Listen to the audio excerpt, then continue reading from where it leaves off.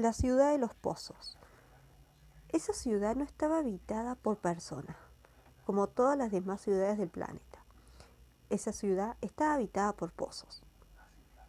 Pozos vivientes, pero pozos al fin.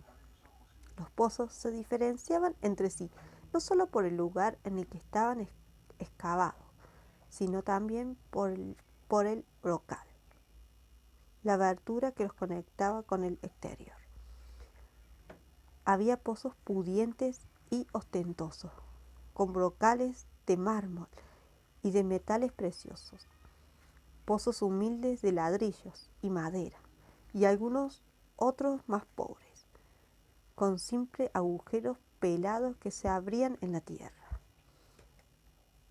La comunicación entre los habitantes de la ciudad era de brocal a brocal, y las noticias cundían rápidamente, de punta a punta del poblado.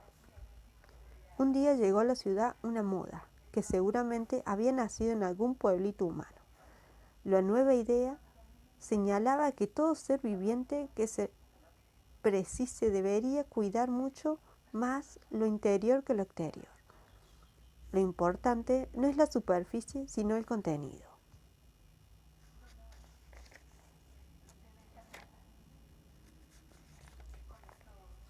Así fue como los pozos empezaron a llenarse de cosas.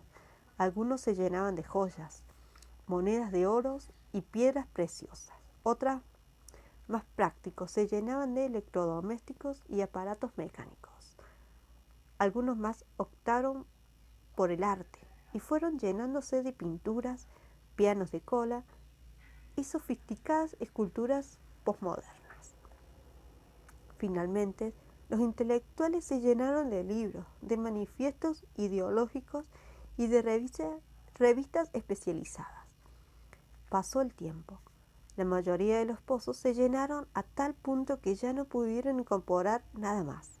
Los pozos eran todos iguales, así que si bien algunos se conformaron, hubo otros que pensaron que debía hacer algo para seguir metiendo cosas en su interior.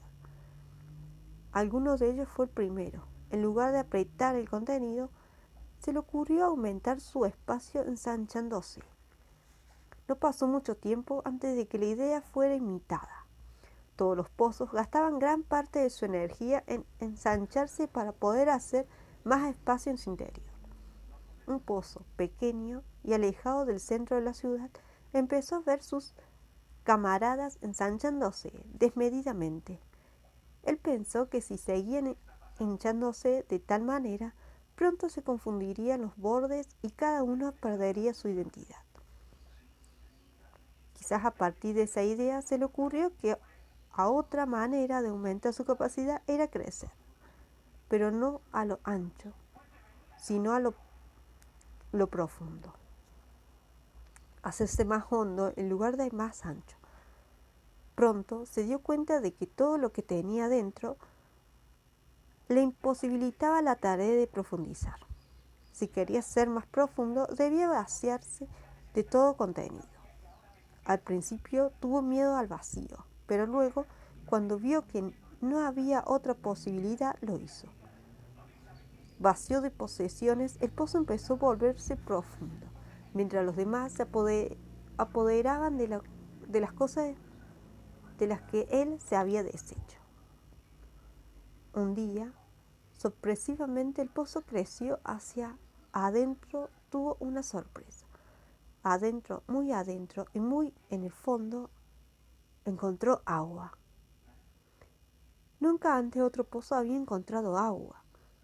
El pozo superó la sorpresa y empezó a jugar con el agua del fondo, humedeciendo las paredes, salpicando los bordes y por último sacando agua hacia afuera. La ciudad nunca había sido regada más que la lluvia, que de hecho era bastante escasa.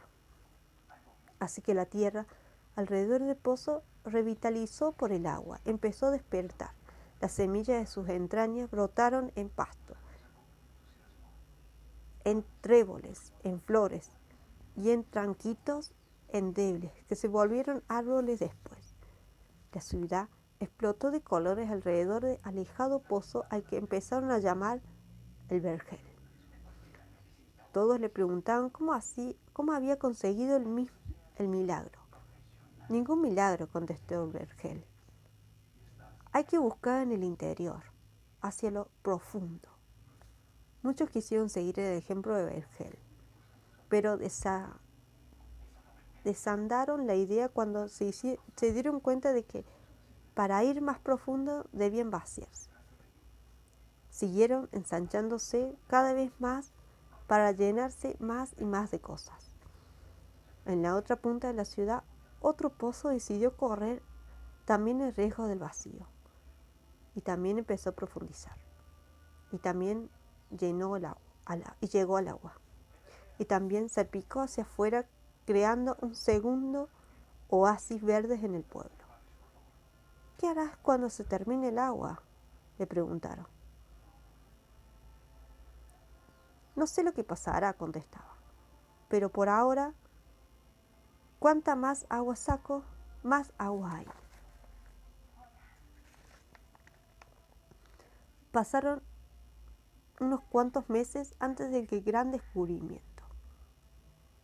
Un día, casi por casualidad, los dos pozos se dieron cuenta de que el agua que había encontrado en el fondo de sí mismo era la misma, con el mismo río subterráneo que pasaba por una inundable profundidad del otro.